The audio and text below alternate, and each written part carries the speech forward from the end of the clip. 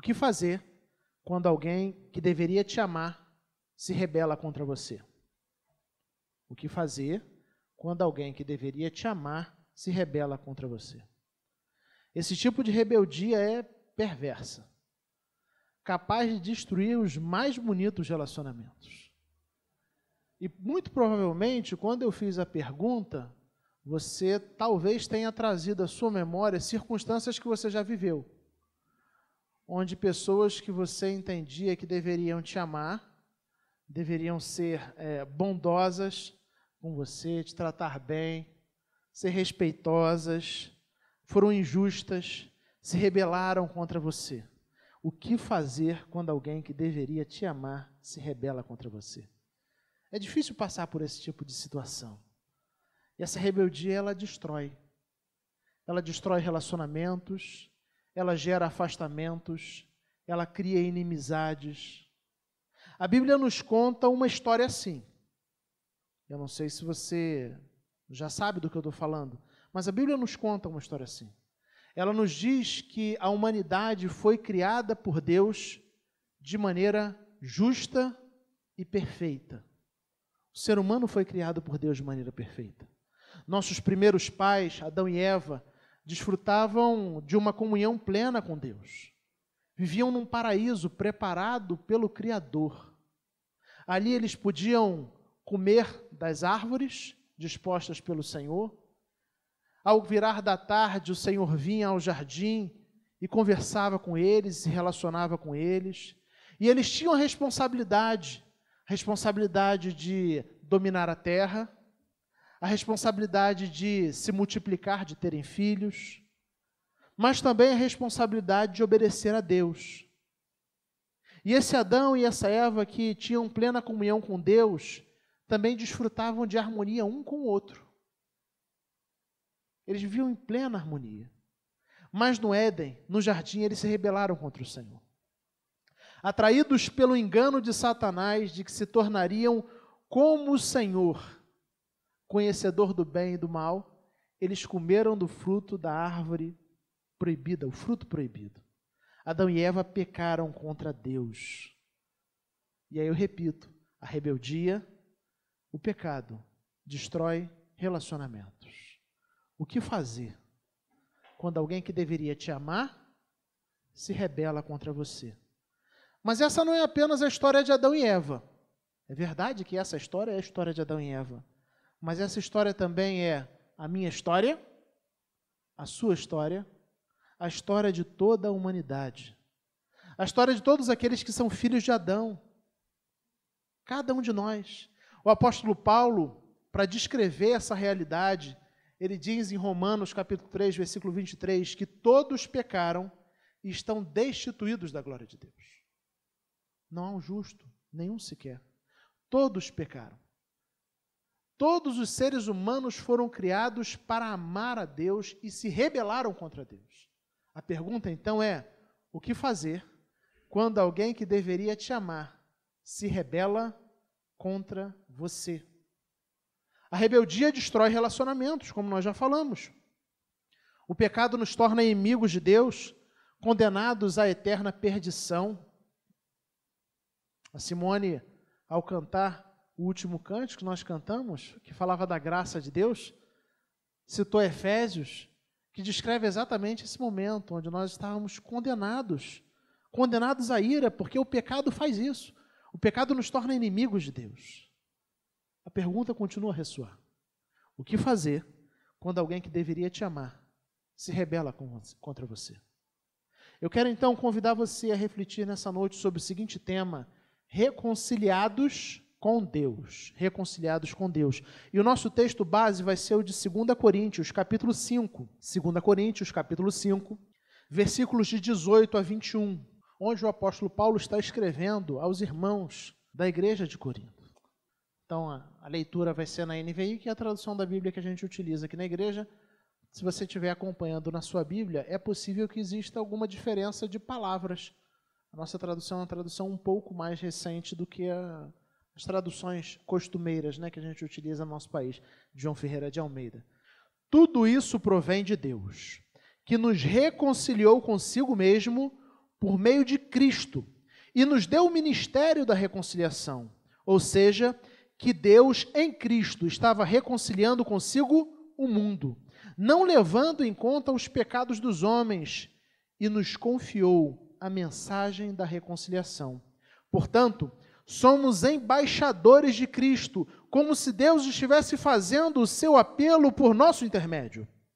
Por amor a Cristo, lhes suplicamos, reconciliem-se com Deus. Deus tornou pecado por nós aquele que não tinha pecado, para que nele nos tornássemos justiça de Deus. Vamos ler todos a uma só voz o versículo 21. Vamos juntos? Deus tornou pecado por nós aquele que não tinha pecado, para que nele nos tornássemos justiça de Deus. O que fazer quando alguém que deveria te amar se rebela contra você? Eu e você estamos exatamente nessa condição. Assim como todo o restante da humanidade. Assim como Adão e Eva. Fomos criados por Deus. Fomos criados para amar a Deus, para nos relacionarmos com Deus. Mas gratuitamente nos rebelamos contra o Criador. Vivemos na realidade do pecado. E esse pecado que existe dentro do nosso coração, dentro do meu coração, dentro do seu coração, cria uma barreira, gera uma inimizade entre nós e Deus. A pergunta, então, que precisa ser respondida é: como Deus lidou com essa realidade? O que fazer quando alguém que deveria te amar se rebela contra você? Essa é a grande pergunta. E quando eu leio o texto que nós acabamos de ler, eu fico com a sensação de que o versículo 21 traz uma espécie de resumo.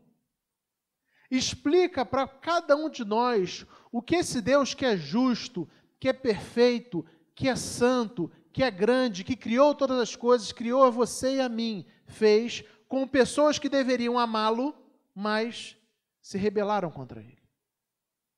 Como nós já dissemos, a humanidade foi criada de maneira perfeita. Quando nós lemos Gênesis, os capítulos 1 e 2, nós vemos Deus criando, a cada dia uma coisa é criada, e a cada dia Deus repete, Deus contempla aquilo que Ele criou, e Ele vê que o que Ele criou é bom. Ao final, Ele diz, ao final dos 6 dias, no 7º dia, Ele contempla a criação e vê que tudo ficou muito bom.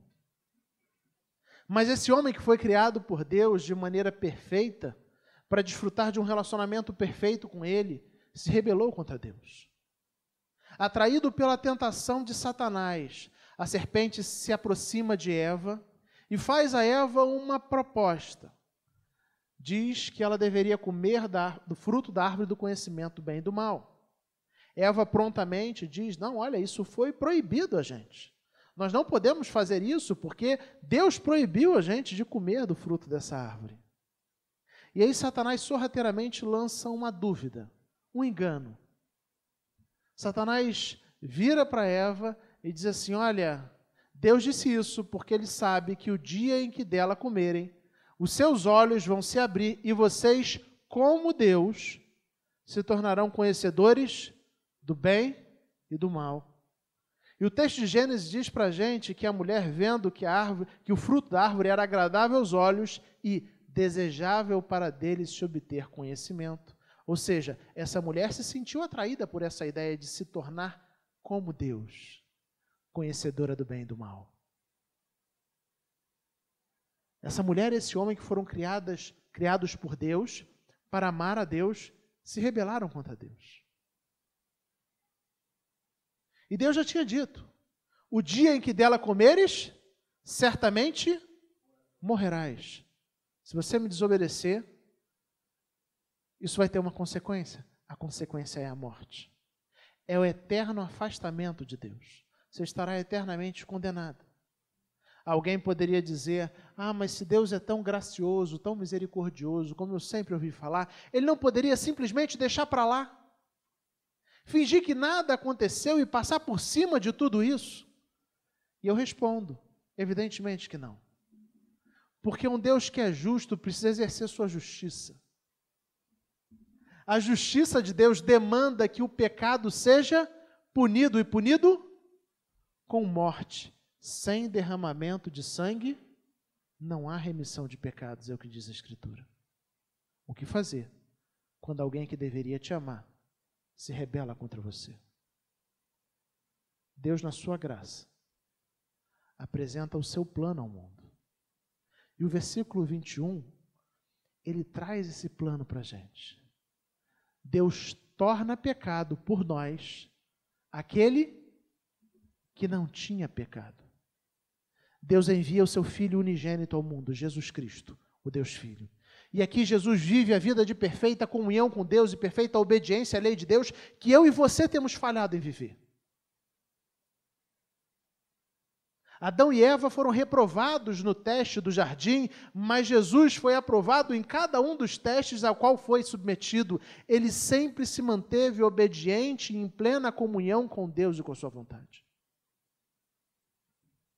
E depois de Jesus viver a vida de perfeita obediência e comunhão a Deus que eu e você temos falhado em viver, Deus pega Jesus Cristo, o seu Filho unigênito, e torna ele pecado por nós. Ele que é o justo, o perfeito, o santo. Ele que não tem pecado. Deus o torna pecado por nós. O que Paulo está dizendo aqui aos Coríntios, o que ele está apresentando é aquilo que a gente chama de doutrina da imputação. Os nossos pecados foram atribuídos a Jesus Cristo, o justo Filho de Deus. Cada um dos seus pecados e dos meus pecados. Toda a nossa rebeldia contra Deus. Todo o nosso desejo de viver uma vida sendo o nosso próprio Deus. Toda a rebeldia, todas as faltas, toda a desobediência, tudo aquilo que a gente comete contra Deus. Deus pega cada um desses pecados e transfere para Jesus. Deus torna pecado por nós aquele que não tinha pecado. Por causa de você e de mim, Deus pegou o Filho perfeito e justo dele e tornou esse Filho perfeito um pecador, não porque Jesus tenha pecado, porque ele em tudo é semelhante ao homem, exceto no pecado, mas ali na cruz, Jesus recebe os nossos pecados são atribuídos a Jesus, são imputados a Jesus. Por você e por mim.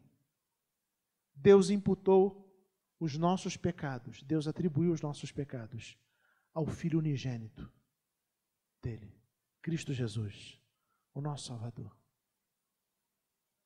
Mas o versículo não para aí, ele fala, Deus tornou pecado por nós aquele que não tinha pecado, para que nele nos tornássemos justiça de Deus. O que Deus faz da cruz é a maior de todas as operações. Pensa-se como se você tivesse um saldo negativo, bem negativo. E Cristo tivesse um saldo super positivo. E aí Deus pega na cruz e pega todas as dívidas que eu e você temos e transfere essas dívidas para a conta de Jesus. E agora é como se Jesus, de fato, fosse um devedor. Deus o tornou pecado. E aí Deus pega e pune Jesus, ao invés de nos punir. Ele castiga o seu Filho, ao invés de nos castigar. Mas mais do que isso, também é verdade que a justiça de Cristo é atribuída a nós. As nossas dívidas foram atribuídas a Cristo na cruz. E a justiça de Cristo foi atribuída a você e a mim. O que fazer quando alguém que deveria te amar se rebela contra você? Deus enviou o seu Filho unigênito. E colocou o seu Filho unigênito para morrer por causa dos rebeldes, no lugar deles. Deus puniu o seu próprio Filho, ao invés de punir aqueles que realmente mereciam ser punidos. De maneira que quando a gente crê em Cristo Jesus, nós nos tornamos justos. não porque somos perfeitos, mas porque os nossos pecados foram transferidos para Jesus e a justiça de Cristo foi transferida para a gente. O que fazer quando alguém que deveria te amar se rebela contra você? Deus pegou e pagou o preço. Às vezes eu converso com as pessoas sobre perdão, e eu conversando há uns anos atrás com uma pessoa sobre perdão e sobre a importância de perdoar, e a pessoa, em determinado momento da conversa, ela parou e ela virou assim para mim e disse assim: pastor, mas se é assim, todo o peso dessa história fica comigo. Porque a pessoa errou comigo, a pessoa vacilou muito feio comigo, e eu é que vou ter que perdoar, eu ainda vou ter que engolir isso tudo e perdoar. E a pessoa vai sair tranquilona, vai sair de boa, como se nada tivesse acontecido. É isso mesmo? O peso vai ficar todo comigo? E aí, eu ouvindo esse relato da pessoa, eu virei para ela e falei assim: agora você sente um pouquinho daquilo que Deus sentiu quando puniu o filho dele, ao invés de te punir e de me punir. O que fazer quando alguém que nos ama, deveria nos amar, se rebela contra a gente? Deus pegou o seu filho e tornou ele pecado por nós. Deus tornou o pecado por nós aquele que não tinha pecado, para que nele nos tornássemos justiça de Deus. Mas agora eu quero voltar a alguns versículos. Agora que você já tem consciência daquilo que Deus fez por você, eu quero voltar para o versículo 18. E vir trabalhando do 18 em diante. Quando Paulo diz assim: tudo isso provém de Deus, que nos reconciliou consigo mesmo por meio de Cristo. Você entende o que Deus fez? O que Deus fez com aqueles que deveriam amá-lo, mas se rebelaram contra ele? Deus os reconciliou. E como é que ele reconciliou? Enviando Jesus. E punindo Jesus ao invés de nos punir. Mas ele continua aqui: nos reconciliou consigo mesmo por meio de Cristo e nos deu o ministério da reconciliação. Ou seja, Deus em Cristo estava reconciliando consigo o mundo, não levando em conta os pecados dos homens, e nos confiou a mensagem da reconciliação. E eu quero chamar a sua atenção para aquilo que ele vai dizer no versículo 20. Portanto, somos embaixadores de Cristo, como se Deus estivesse fazendo o seu apelo por nosso intermédio. Por amor a Cristo, lhe suplicamos, reconciliem-se com Deus. Você crê que Deus puniu o filho dele ao invés de te punir? Você crê nisso? Você crê que Deus tornou o pecado aquele que não tinha pecado para que nós nos tornássemos justiça de Deus? A dinâmica de Paulo é bem simples. Ele diz assim: se você crê nisso, se você crê nessa verdade, se você foi reconciliado com Deus por meio de Cristo Jesus, entenda, portanto, ele utiliza a palavra portanto. Portanto, é a ideia de consequência, né? A consequência disso, a consequência de crer nisso, é entender que agora você se tornou um embaixador. Portanto, somos embaixadores de Cristo, como se Deus estivesse fazendo o seu apelo por nosso intermédio. Por amor a Cristo, suplicamos, reconciliem-se com Deus.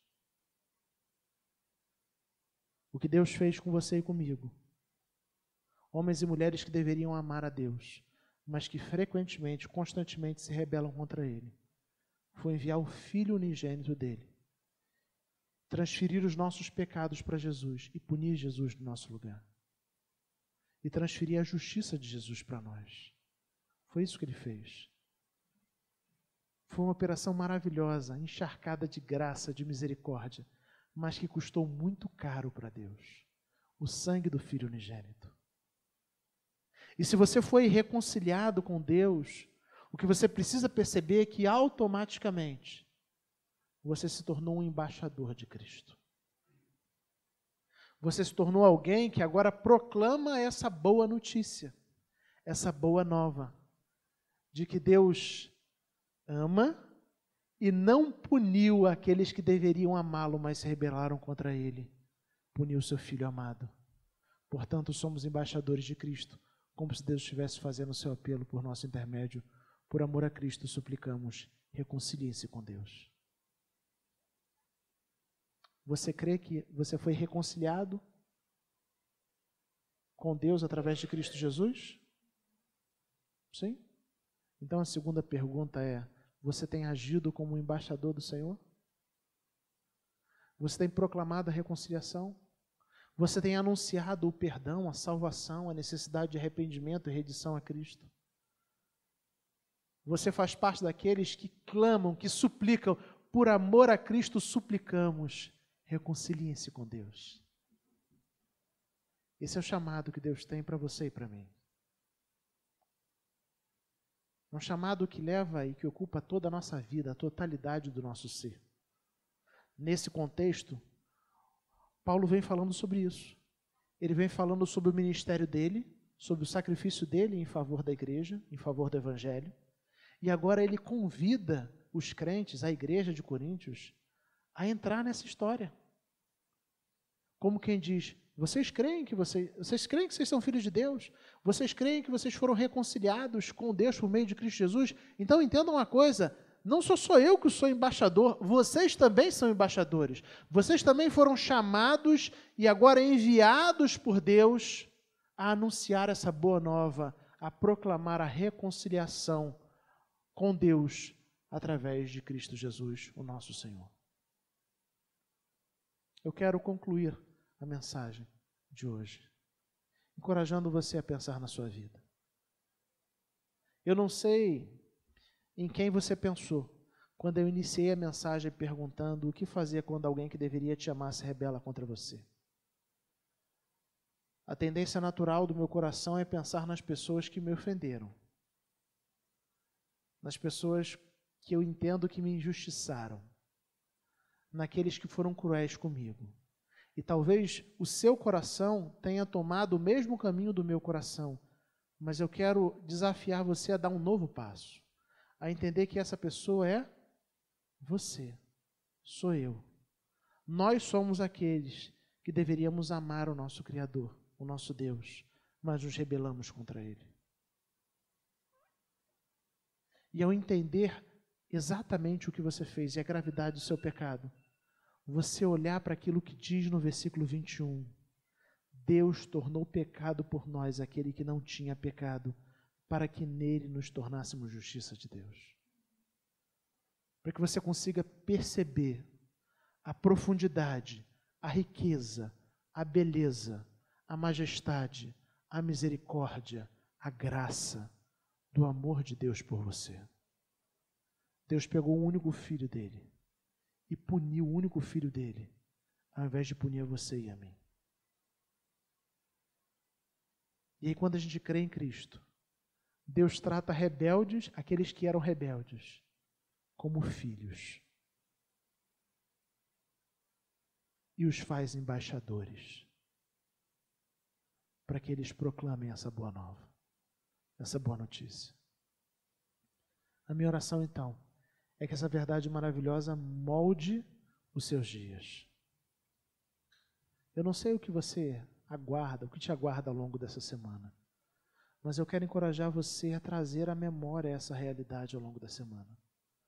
Todas as vezes onde você se sentir injustiçado, achar que as pessoas estão te tratando mal, não estão dando o devido valor ou o respeito que você acha que você merecia receber, lembre-se disso. Deus tornou pecado por nós, por você e por mim, aquele que não tinha pecado, para que nele nos tornássemos justiça de Deus. Eu tenho certeza que se lembrar dessa verdade vai recalibrar a sua maneira de se enxergar e vai levar você a ter um olhar mais misericordioso para o outro, mais gracioso. Porque ao invés de reivindicar os bons tratamentos e a justiça, você vai ver que você foi alvo da graça e da misericórdia. E agora você vai querer proclamar essa graça e essa misericórdia. Onde quer que você esteja. A olhar para as pessoas com graça, com misericórdia, com bondade. Olhar para as pessoas como pessoas que, assim como você e eu, são pecadoras. Gente que deveria amar a Cristo, mas se rebelou contra Ele. Mas gente que também é alvo do amor de Deus por meio de Cristo Jesus, como eu e você. Que isso motive você a se tornar um embaixador do Evangelho, a proclamar a graça, a misericórdia e a justiça do Deus bondoso. Amém. Feche seus olhos, de falar com o Senhor.